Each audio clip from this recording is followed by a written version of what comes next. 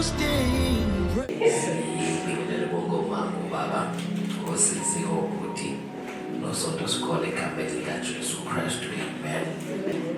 Ngiyalithanda leli bandla labazalwane. Amen. Ngiyithanda le vision. It's an amazing thing ukwazi ukuthi umuntu uhola ibandla elikhulayo, uhola ibandla eli-committed, uhola ibandla eli-spirit filled, uhola ibandla eli-dedicated. Amen. We do not see ourselves based on where we are, but sibona based on where God is calling us to. Amen. Kubalulekile ukuthi singahambi just with the human sight, kodwa sinikele ithuba lokuthi sibuke based on indlela uNkulunkulu asibuka ngayo. Amen. So nje, we are a mega church, we are a committed church, we are a zealous church, we are a dedicated church. uNkulunkulu esimkhonzayo lithi iBhayibheli uNkulunkulu ongekho kube khona. He speaks life when there is death. So we never speak what we feel, but we speak what the Lord has spoken. Amen. Kubalulekile as children of God ukuthi sazi ukuthi there is a heavenly language bese kuba khona an earthly language. Asikwazi ukuba abantu bombuso kaNkulunkulu kodwa sikhulume ilanguage yombuso omhlaba. Kubalulekile ukuthi sikhulume according to the kingdom esiphuma kuyo, not according to the kingdom esisaba residents kuyo kwamanje. Amen. Because uma silokhu sikhuluma based on where we are and what we see, kusho ukuthi asinayo icapacity yokufinyelela la sibona khona nala sibizelwe khona. Yeah, is it not amazing ukuthi iBhayibheli belikhuluma lithi ngabalungileyo bakaNkulunkulu uKristu Jesu, lithi we are the righteousness of God. Alisho ukuthi wenze izenzo eziright ukuze ulunge phambi kaNkulunkulu, kodwa ulungile phambi kaNkulunkulu ukuze wenze izinto ezilungile. Until you realize the truth and the fact yokulunga kwakho, awukwazi ukuphila impilo elungile. Lithi iBhayibheli niyazi Hebrews 10:10 lithi umzimba wakhe sigcwelisiwe, awubigcwele ngoba wenza izinto ezingcwele, wenza izinto ezingcwele ngokungcwele. So uma ungazibuki ngendlela uNkulunkulu akubuka ngayo, you delay izinto uNkulunkulu aseyikhulumile nasezenzile. So one of the ways ukubuka into of leveling up, ukwazi ukuphila in another realm while still stationed kwenye realm. Uma ethi uNkulunkulu kuJohn ascend to the realm that I mean, noma physically ubela, kodwa mentally, emotionally, spiritually ubengasekho la abekhona. Before your physical life can shift from la ukhona iye kwindawo oyibona ingcono, your spiritual life must shift, your mind must shift, your emotions might shift. So kukhona shift efanele yenzeke spiritually and internally bese ilandelwa physical life. Amen bazalwane. So kubalekile ukuthi we always declare what we believe more than what we see. Uthi umekhuluma uPaul njengoba sakholwa sakhuluma, akasho ukuthi njengoba sabona sakhuluma, kodwa uthi sakholwa sase siyakhuluma. One of the strategies isitha esisiphethe ukuthi sikwazi ukuqeda ngomzalwane ukuthi simkhulumise akubonayo ayakholwayo. The more sifocus ekukhulumeni lokho esikubonayo, sidelaya lokho esikholwayo. So asicelebrate ngenxa yokuthi sibona izinto esizikhulekelayo, kodwa si-celebrate ngoba sikholelwa ekutheni into esiyikhulekelayo izophendula. So until kuba khona a leveling up spiritually, a leveling up mentally, and a leveling up emotionally, kunezinto ezidileyayo empilweni zethu. But I do believe ukuthi sikwi season of leveling up. I do believe sikwisize lapho inkosi izonethushintsha. I do believe sikwisize lapho inkosi izosichallenge khona. I do believe sikwisize lapho inkosi izothi kusishake until we realize ukuthi where we are does not mirror our faith. Asikwazi kuba nokukholwa okungaphezulu kwala sikhona. Uma sikholelwa something greater, impilo zethu kufanele zigravitate ziye kulento esikholelwayo. Amen. Revelations chapter number 4 verses number 1. Then suddenly, after I wrote down these messages, I saw heavenly portal open before me, and the same trumpet voice I had speaking with me at the beginning broke the silence and said, ascend into this realm. I want to reveal to you what must happen after this. Father, this is your word. As we continue with this conversation with Jesus Christ. Amen. And suddenly, after I wrote down these messages, I saw a heavenly portal open before me, and the same trumpet voice I had speaking with me at the beginning broke the silence and said, ascend into this realm. I want to reveal to you what must happen after this. Njalo ngibuyela ngifunda leli verse eli platform yethu yesifundiso ukuba lezinto nje ezilokho ezivela. Ithi iBhayibheli suddenly ngokuphazima kweso ngingalindele kwavele kwenzeka. Kunezinto ezifanele zenzeke suddenly. Kunezinto ekungafanele zithathe isikhathi. Kunezinto ekungafanele silinde iminyaka. Kunezinto ekungafanele silinde nezinyanga, but ekufanele kube khona suddenly empilweni zethu, kube khona into eyenzeka ngokuphazima kweso. But I want you ukuthi sibe consistent nokubhala suddenly awukho material spiritual. Uthi suddenly, after I was writing down, I wrote down these messages, I saw the heaven portals open. Ngamanye amazwi uthi ngokuphazima kweso kwakhona elinye izinga engilibonayo ngokwasezulwini. In other words, unento efanele sazi ukuthi continually siya experience ngokuNkulunkulu nangoNkulunkulu. Kunezinto efanele zenzeke esingakade singaze siyibone before, kodwa nje meke seza enkosini sahlanganyela sizokhuluma, sizobonana, sizokhonza, sizoseva inkosi, kube khona a suddenly, kube khona a sudden break in the spiritual realm, uzwe ukhuluma ngezilimi ezintsha. Fanele kube khona suddenly ubona umbono ongakazi uyibona. Suddenly there has to be a way of uNkulunkulu revealing things that you have never seen before. Kube khona suddenly. So suddenly into ebizwa ukuthi kube khona dedication, the commitment oyinikela kuyo enkosini ukuze inkosi ikuphe ama instances of suddenly. Ama instances of suddenly asho ukuthi uzisondeze kangakanani enkosini. Awenzakali kunombani, awenzakali noma inini, kodwa kuba nabantu abaspecific. Akasho uJohn ukuthi as sonke we were here writing, but uthi as I ngamanye amazwi bese ngidedicate ngayicommita ukuthi ngisondele enkosini in such a way and begin to write messages awakhulumayo, and as ngenza lokho suddenly ngabona the heavens open. Uma singazicommit in coming close to the Lord, kunezinto engeke zenzeke ngokuphazima kweso ngoba sikude kakhulu. So before we even level up, we must come closer. Before sikwazi to level up, kufanele sisondele. So kukhona ukuthi sifuna to level up, but asisondele ngokwanele enkosini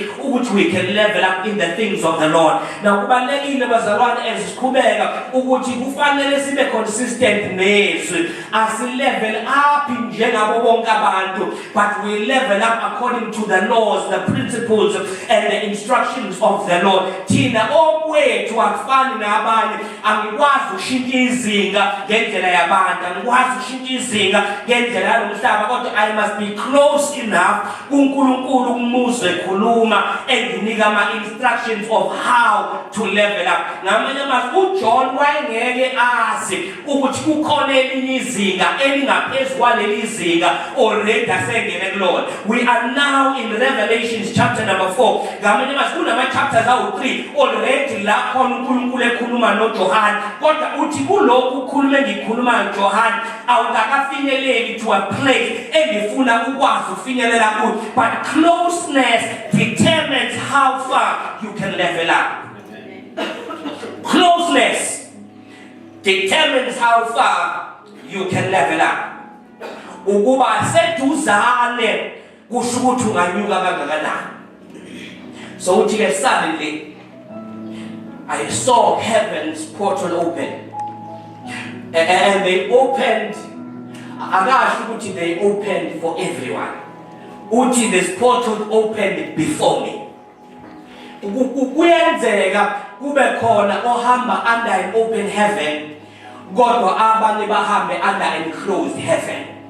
Sibe sonke ndawonye sizwe izwi elilodwa, kodwa abanye bahamba ngaphansi kwamazulu avulekile, abanye bahambe ngaphansi kwamazulu avalekile, based on the closeness.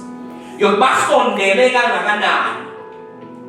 How close you are determines what you will see, what will open up before you. Last week I started ukubuka ukuthi we level up to prayer. Ngathi into yokuqala umkhuleko owawona wonke umuntu. Prayer is for everyone. Saphinde sabuka sathi prayer builds you up.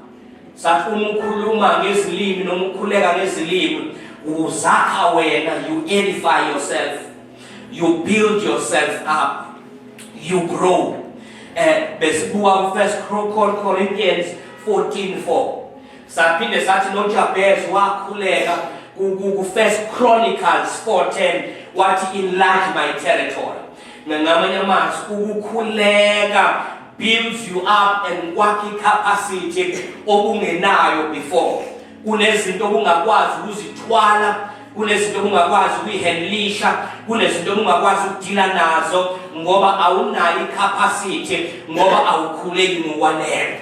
So when you pray in the spirit, ukusiza ekutheni you grow. Now ngihlale ngisho lento ukuthi a long prayer is not necessarily a powerful prayer. Umkhuleko omude awusho ukuthi umkhuleko namandla.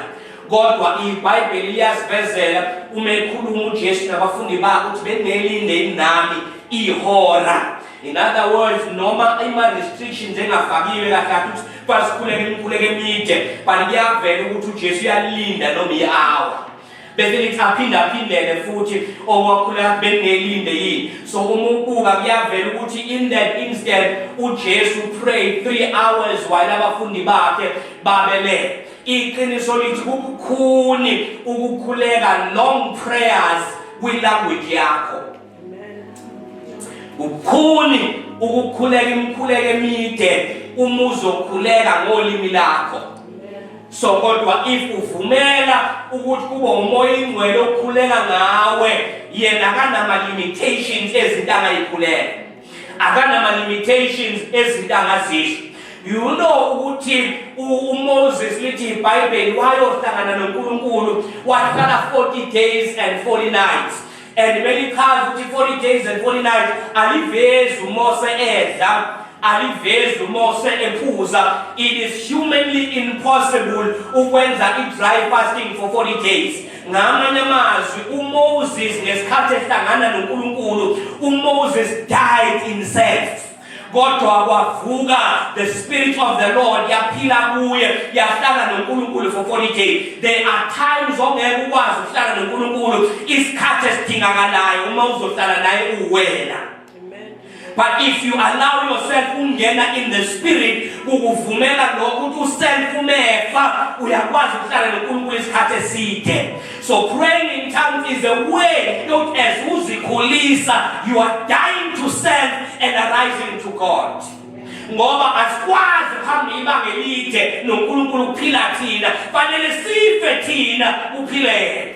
That is why the Bible declares it is no longer I that live, but Christ that lives through me. Umoya ingcwele ophila kimi, ophila ngami. So ukuthi ngiphila kanjani amsadeterminishwa yimi, but it's determined by the one who lives in me. But if we don't pray in the Spirit, if we don't pray in the language of the Lord, kunama limitations esiba nawo. Ngathi umkhuleko uyavula futhi umkhuleko uyavala. Lethi iBhayibheli uElisha wakhuleka wathi for 3 years 6 months awavaleka amazulu. Wasethi futhi after 3 years and 6 months awavuleka amazulu. Ku-interesting ukuthi mele uveza lo mkhuleko limveze vala qala ukunoma evula.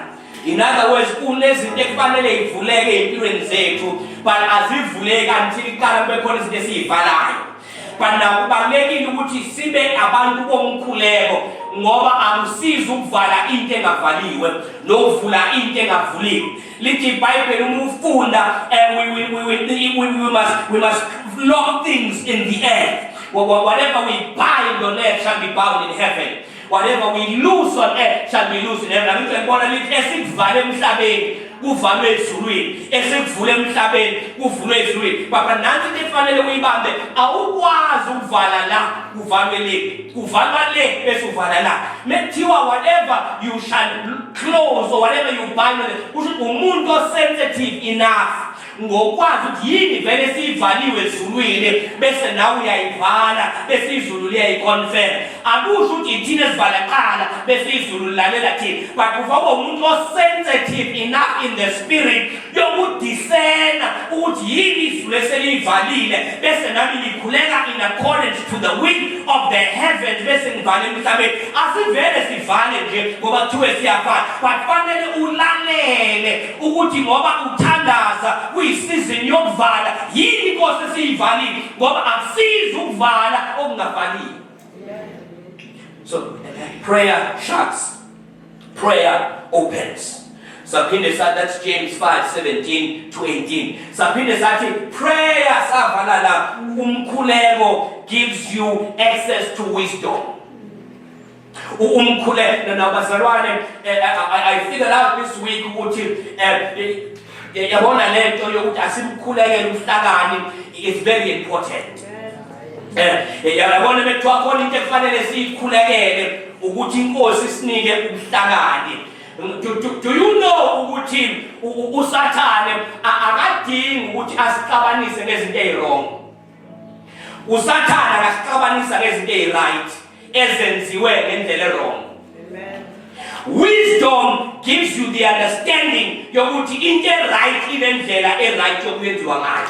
You can do something right in a wrong way bese ilimazi kunoma yakhe, but wisdom says okay sengitholile right yini, but wisdom bese ake ulindeke and discern how you address the right thing. Ngoba kunezinto kunezinto inkosi ezikhulumayo kodwa noma ikhulumile iwisdom isiyathethi noma ikhuluma manje ngiyona yakho ukuthi uyikhulume manje. Are you with me? Kunezinto inkosi engibulela zona iwisdom bese yathethi imbulele wena hayi usibulele nathi. But if you don't have the wisdom ungabamba izinto in the spirit ezilimazayo in the natural. Uthi Paul ngathathwa ngayiso izulu lesithathu ngabona izinto engakalungeli ukuthi ngiyikhulume. It is wisdom that they gave him the sense yokuthi lezi zinto bayayidinga kodwa mina ngibanika zona manje ukunoma ibakhe izobabulala. Wisdom. So uma wisdom singenayo ziningi izinto ezinhle ezenzayo ezisibulalayo. There's a problem ukuthi sometimes sicabanga ukuthi uma efika uSathane uzofika emubi, uSathane ufike emuhle. Bese kuba ukuthi do we have the wisdom? A church that does not have wisdom comes together to divide itself. One more time. Ibandla lenakuhlangana liyahlangana ukuze lihlukanisane. Because better together with the motive of moving forward, but forward walking in any direction. Because there's no wisdom. But wisdom yona esiniga in direction. If we don't have wisdom, sihamba engathi siyahamba kanti asihamba. So when we pray, afanele sikhuleke ukuthi amazulu avuleke.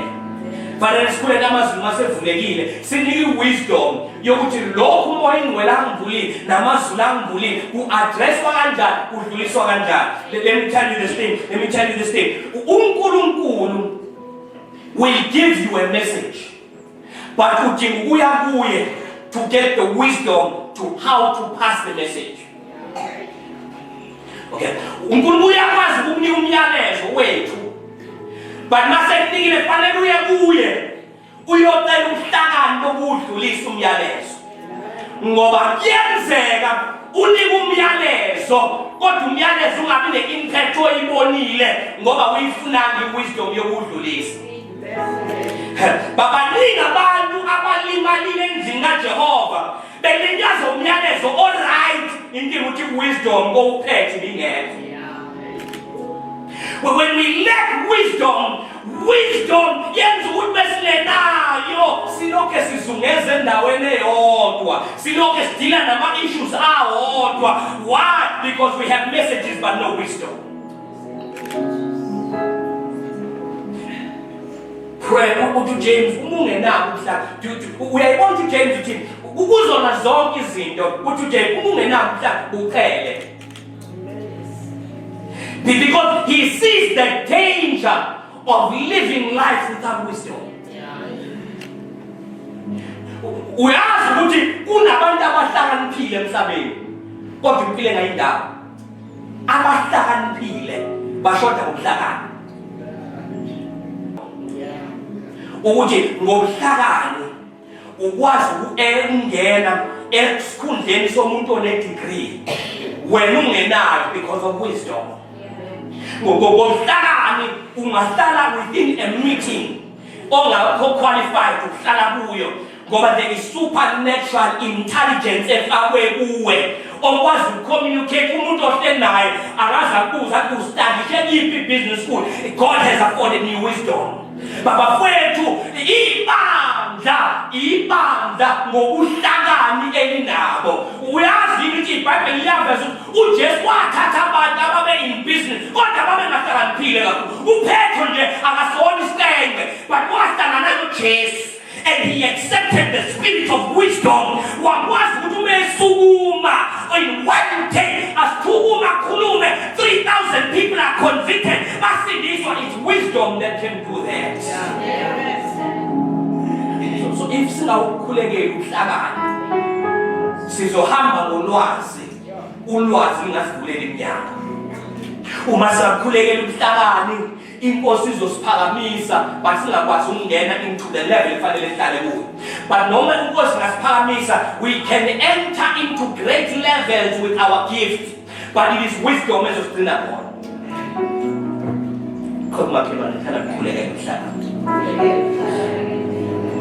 You know, yazi wisdom yenza.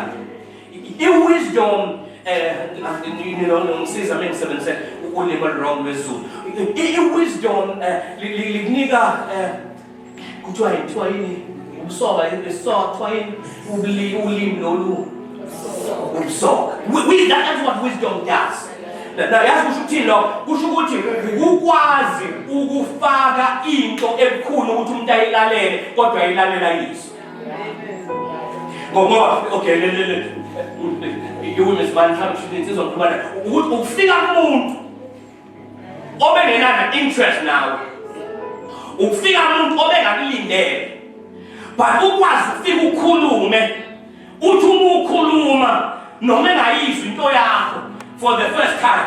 Kodwa athi umehlukana nawe afika athi umehlala la ehlala khona abese buyela kulento kathi uyikhuluma.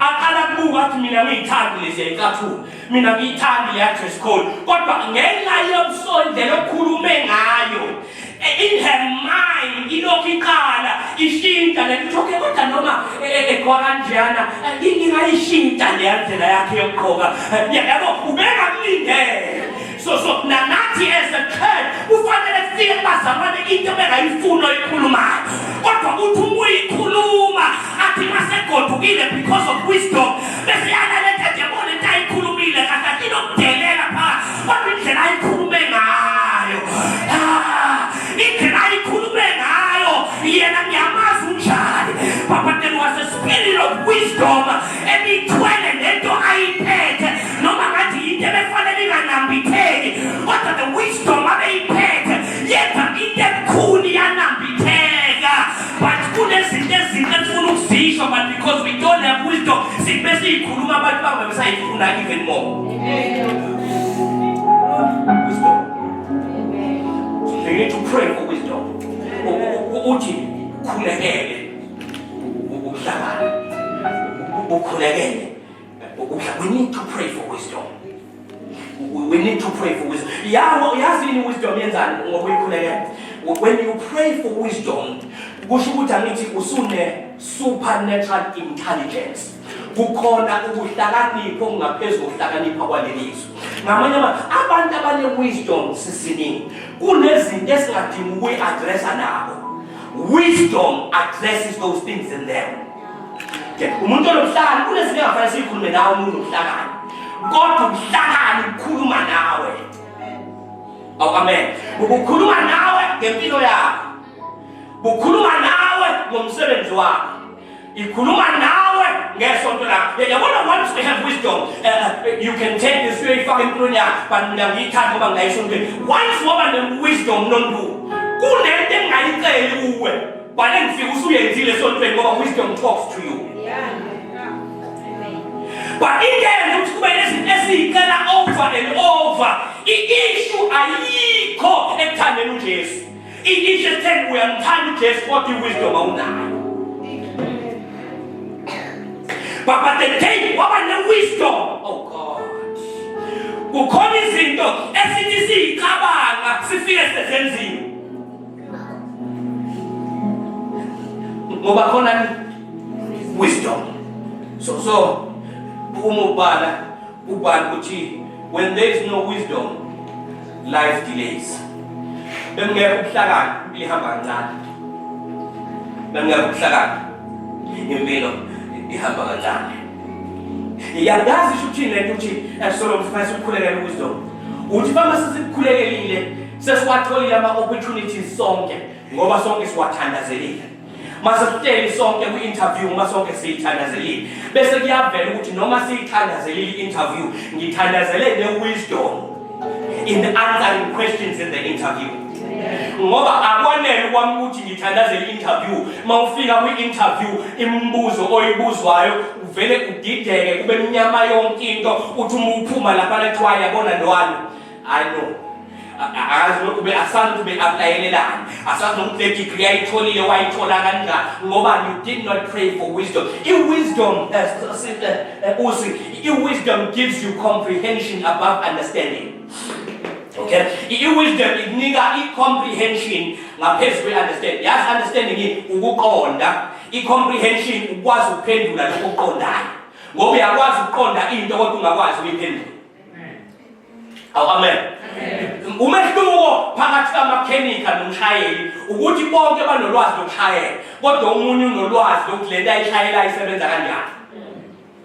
So that is what wisdom is. Wisdom ithi lento esiyinikiwe angiyisebenzise ngidrive nje kuphela kodwa noma isifile ngiyazi kufanele ngilalele kanjani, ngiyazi kufanele ngithinteke yiphi uzilungile kodwa mina njengomshayeli I have the knowledge ngoba ngithola i-license yokushayela but anginayo i-wisdom yokulungisa lento engishayelayo masifile. So as the church asibona abantu esibizele to drive in the spirit kodwa kufanele izinto maseyifile in the spirit sibe ne-wisdom ukuthi zilungiswa kanjani in the spirit but without wisdom sihamba nezinto ey'file ngoba sinolwazi asinayo wisdom.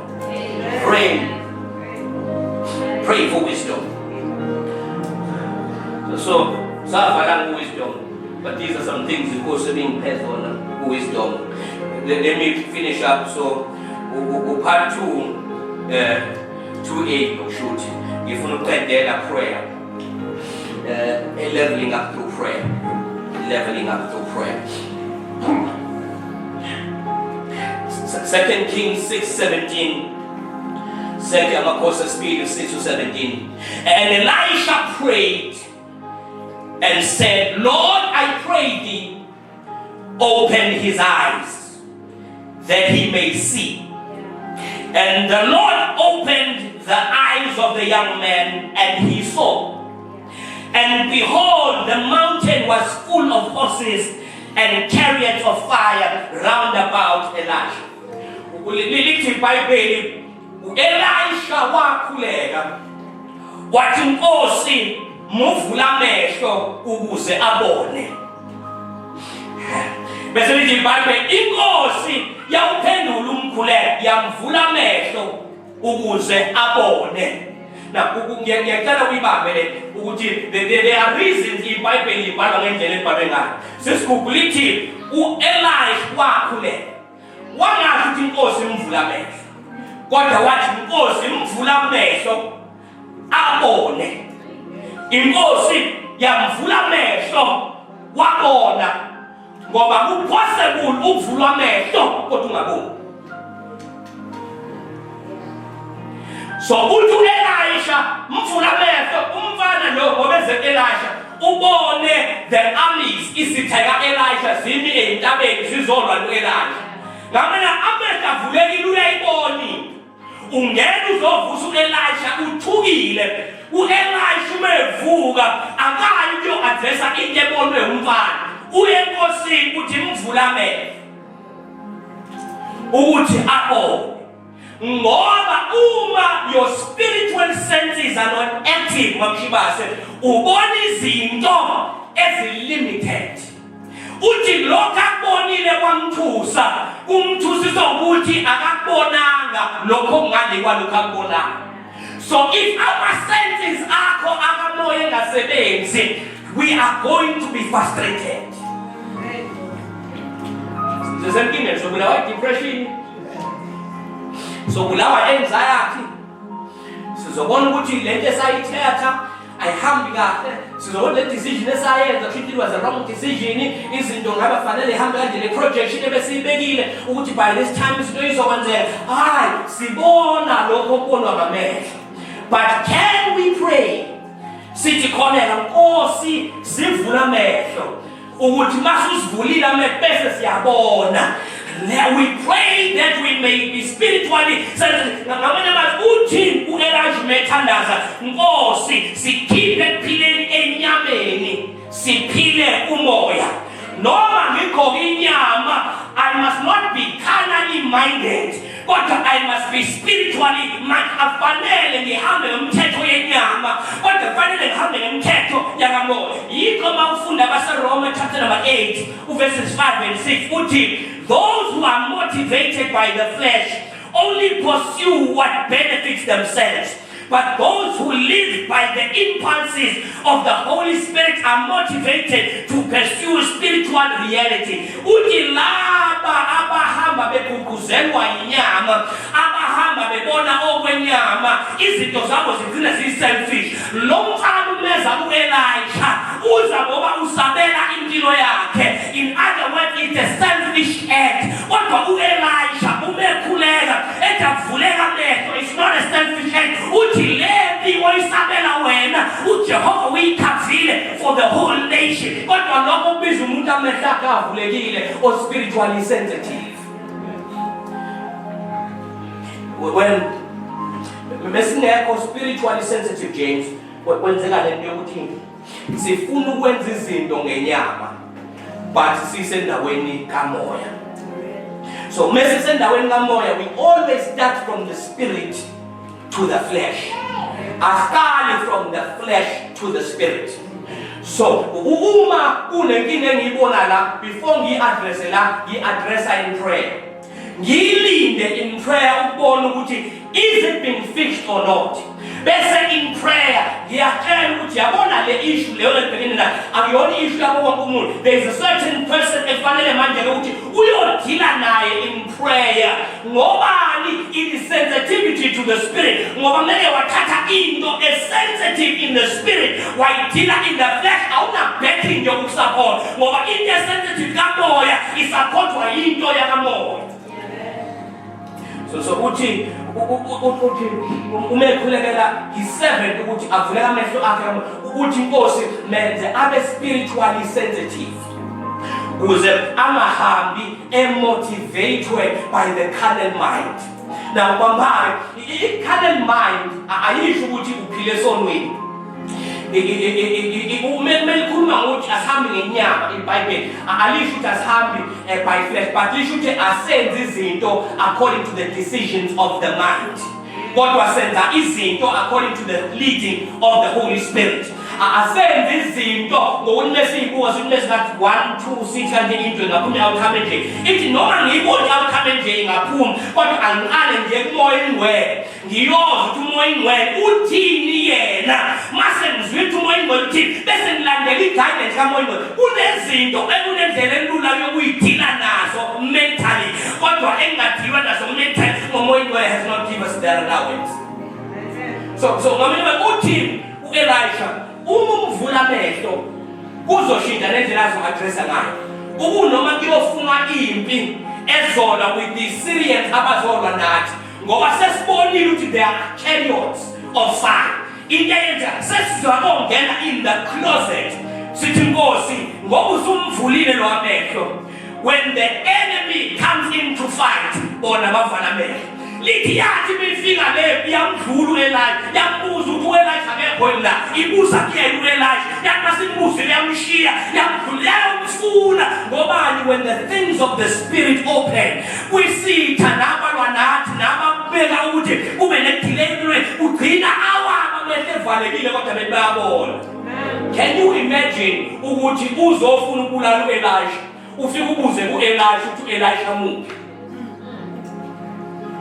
Sensitivity in the spirit. Sensitivity in the spirit.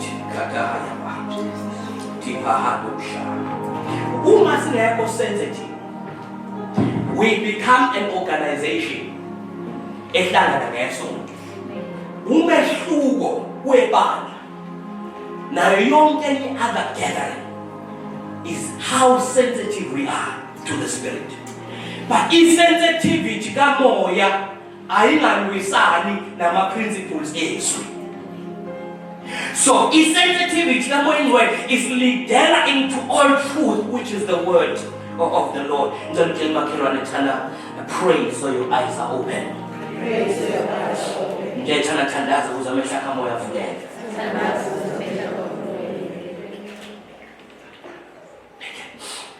So the next one left. So that was number 5. Move back from next to last week. So prayer opens your spiritual eyes. Normal ability, prayer opens your spiritual senses. Bazalwana. Bazalwana. Can we have a sensitive church? Ibandle sensitive kwizinto ekamoya. More sensitive. I'm diverting from my notes. More sensitive. Welgamoya. More sensitive. Welgamoya. Ayiko into evele yenzeke. Especially we context your wenza izinto zasesontweni okulo. Okay? Ayiko into evele ibe yenzeke. One, you find uhlale in your umufuna uba sensitive and you pray about it inkosi eyenzile. Ufanele ukuba track from July to now. Mama track from July to now. And who sensitive in the spirit. Ufanele wazi ukuthi khona into esishintshile.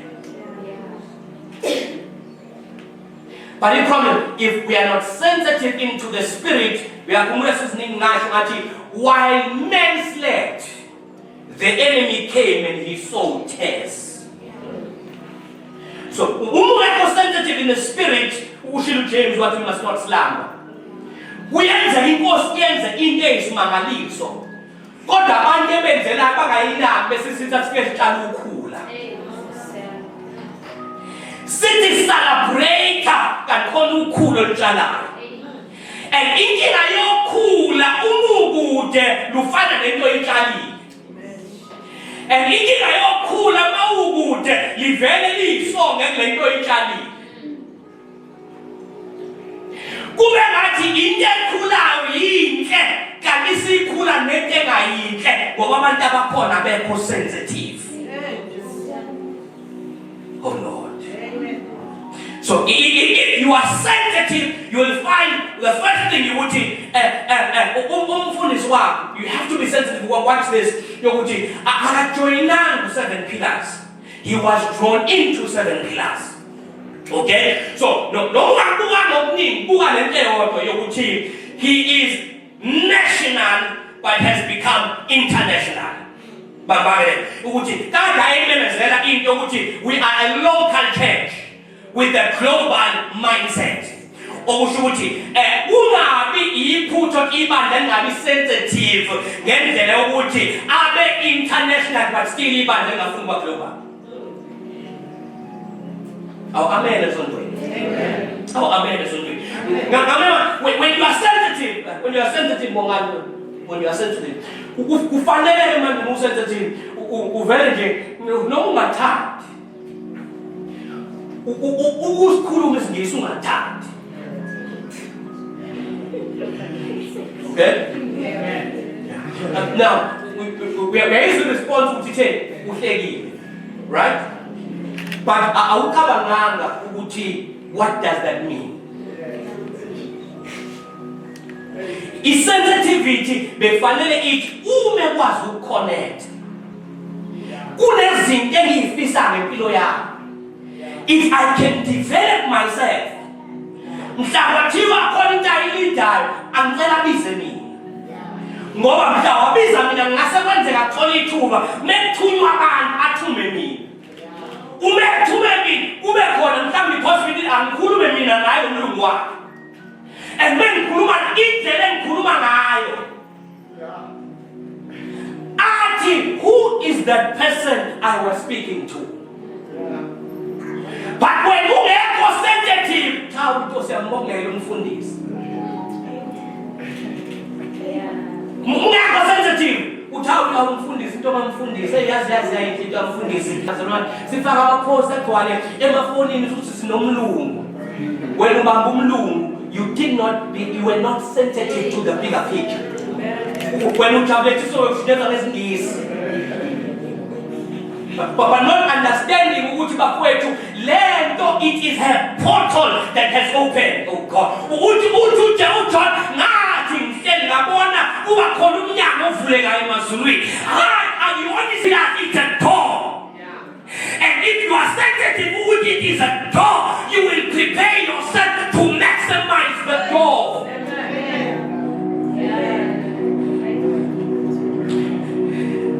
I have a heavy heart. Yokuthi ngathi time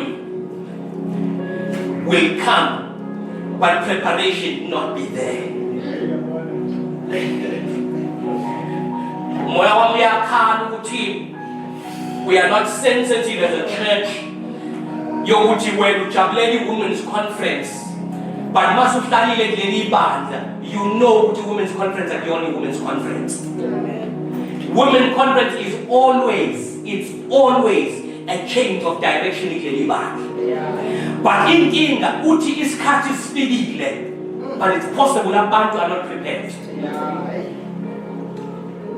My heart is heavy. My heart is heavy. Yokuthi inkosi has opened the door.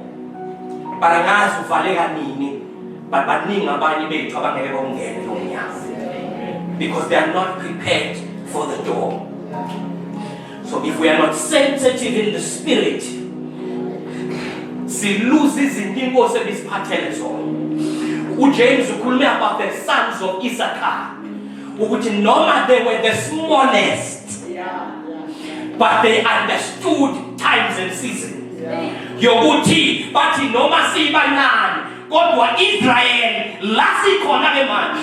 I-trajectory yethu isibhekele noma sibanani but bengasilalela yini Israel as the smallest which we are ukuthi nilalela ukuthi direction isiyithe kapandosha tukapala yandeshata angazi wena permanent bengangilalela yini angazi ngizokusho kangakanani ngizokusho isikhathi esingakanani but khona ushintsho selwenzekile but ezibandla sisemumva kakhulu ukunalento uNkulunkulu ayenzayo hayi inkosi zamile kalunyaka yathi zawaye of advancement but zakayibamba leyo nto inkosi yafika ngoAugust yazosichallenge ukuthi it's time to level up kodwa I feel it in my spirit sikude kakhulu ukunaka kufanele ngabe sibe khona kodwa we are in a season where things are about to change for a better ngicela ukuthi bazalwane singabi nebandla la khona umfundisi noma umfundisi bahambe baye kude kakhulu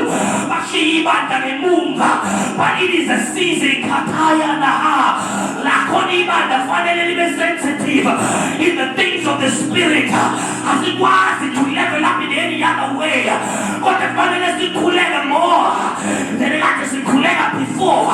It's no longer just about igroup nyana yabantu abathandazayo kodwa fanele ibandla to arise and shine and come to the place of crying out to the Lord. Besingabana abazalwane abasoye enkosini bathi baba kade wonkulu kathamandeli ibidiyosha futhekepele ketepani tukatakaparia shatalaba shatelebeheya matokoshka tapalikepea rikataponde telebeheya abasoba bendaboyine abama-gap-standers abasoba sensitive enough to know this is no longer just a season of change as usual but amasula fulekile the heavens are open and amasula busumbuso bengamthola yini ongamesikhaleni bengamthola yini ongayenkosini bengamthola yini ongakhalela ibandla bengamthola yini ongakhalela abazalwane bengamthola yini obengakhalela abaholi bengamthola yini obengakhalela inkazimulo. Lord, we want your glory. Oshikina glory yestela ita owe bazalwane asikwazi ubayibandla elibandayo kweli yamoya ayofuna wakho. We are about to change levels and dimensions. We are about to change to the realms of the spirit. Kunezinto efanele singene kuzo kunama-accesses ekadevaliwe basilolonalo inimali elithandazayo kothakaphala taphale ketepe lukepele ketepele baya mawuwazi ukuthandaza in the spirit. Can you pray with me in the spirit? Likapando shaya zakataya pande sikapalo yosha la prakatepiria kamande ishakaka. Can I hear a sound of prayer warriors? Can I hear a sound? Yabandabazopozos awasalwane asikwazi ukuthi sinethezeke kwisizini emkayilakaka kunesizini esibuyo bazalwane mele yasingentsha une-possibility yokuthi sizothatha another 10 years before sibambe besingathola nje aba-2 sithole nje aba-5 sithole nje aba-10 abangakwazi ukuyibamba lento bathi inkosi ngoba usukhulumile inkosi ngoba inkazimulo isiyehlile umsebenzi wethu ukuthi siyithandazele ukuthi igcinwe kulendla abazalwane. Oh, there is a glory awukhona inkazimulo ekulendla awukhona ifu elisivakashele kodwa abazalwane ngiyacela asibe sensitive lingaze lihambe lelifi inkosi esiboneke lona angisazi singakanani isikhathi inkosi esifike sona kodwa isikhathi-ke lesi. It is time. It is about time. It is a season. It is a season. Nakhona inkosi ifuna ukwenza izinto what eyes have not seen, what ears have not heard, neither has entered into the minds of men ile zozito Jehova akunuseza. I am no longer preaching to you, but I am declaring in the atmosphere kunesito engadeyivalile kodwa namhlanje siyazifana. Kuneminyama engadivalekile kodwa namhlanje siyayivula. Kunezinto engade zisibophile kodwa namhlanje siyazikakha paria likatakepelia mandosha Zelebehea, Luka Paratie Keperiete, Kiparaka Tukoria Panda Lakrataya, Likapakotosh Kataya. I have needs of a Zarwad, I have needs of a Zarwad, I have needs of a Zarwad, and it's for I Genamando, Abaki Kosia, Silungen, Kosia, Silinen, Kosia. We are prepared to receive Loka, Osenzelekona. When you move, parati wetu uzonyagaza. Nasema kaya kita maunyangaza. Parati wetu uzonyagaza. Na mafinances zetu maunyangaza. Parati wetu uzonyagaza. Na semdeni yetu maunyangaza. Parati wetu uzonyagaza. Na uwana wote ama plan esiweza. Baba neni ana plan in a man's mind, but it's only the purpose of God that shall prevail. Asibe sensitive ukubamba ikabo lake, asibe sensitive ukubamba ikando yake, asibe sensitive ukubamba unyagaza wake. It is the time, it is the time, it is the time, it is the time. Ukatapakatea, ikatapikitipaya, ukatapakatekepea, rakatapuleketepaa, ikamando shandaya, ikatakapareketepea, lokotopandelebehe, ukandelebehe tanaya, nakatapanda kotepelekete, ukataparia togosha, katapareketimandelebeliya, inakatapakatapahosha. All the angels have entered. Izingelosi sipati wabantu kataneketea ikataporia shaya luria barakaria teperia ta ilakabarakate bilibande ibiliondosha ekeria tapariosha. Lord, it is our season of change. It is our season of transformation. This is the time. This is the opportunity. Osimigeon, let's just start. Jesus maximize. Let's just start. Jesus is Jesus. Let's just start. Jesus take his seats. We will redeem the time. We will redeem the time.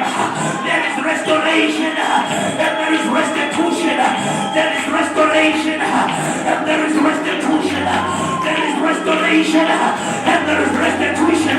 In the Nyala, everywhere is Konyana, it's Obuiswa, in Pindiwa, in the Nyala, everywhere is Konyana, the Abuiswa, in Pindiwa, in the Tandazo, Eatandazo, in the Nyagazula, Eakana, Eapendula, is in Yemesi, Ezawela, Ulomistamate, Sezuzokala, Sekulumisa, Obrekasi, Liga Amelo, Eligatule, Karataya Kapalaya, Likatapanda Katapalaya, Lekepere Tapaya, Atakoperia Taya, Sunakatala Mandelebesha, Urama Karamandoya, Latakapala Kataperia, Ikapara Kotosh Katapaye, Latakitemenesha, Sunakatapala Kopelea, Ekeperia Toshataya. Every demonic power, every demonic assignment is being paralyzed by the power of the name of Jesus. Jesus! Jesus! Jesus! Jesus! Katapalatayama. Shataparete. Lirakapolotoya. Laramane Shataya. Likatapalakata. Kaparete perete. Oria parakibindiria masha. Unaya parete. Likatokoshata. We are leveling of the Spirit. We are leveling up in our prayer lives. We are leveling up in the study of the Word. We are leveling up in our obedience to your Word. Shaya Nakaya, Ikatakapalia Toya, Roteperia Talibaya, Likakoshataya Maya, Lord Shataya, Zapule, in a great and mighty way.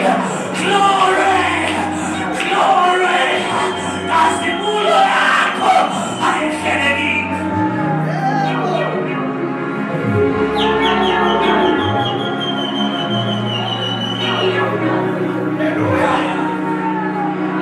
Higher, higher, higher, higher, higher, higher.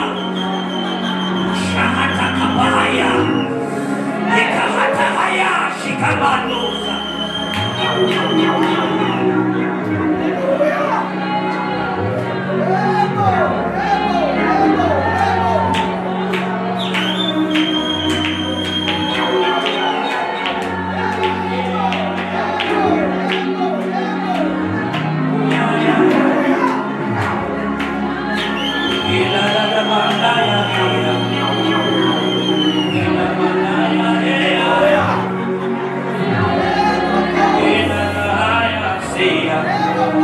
I came by prayer.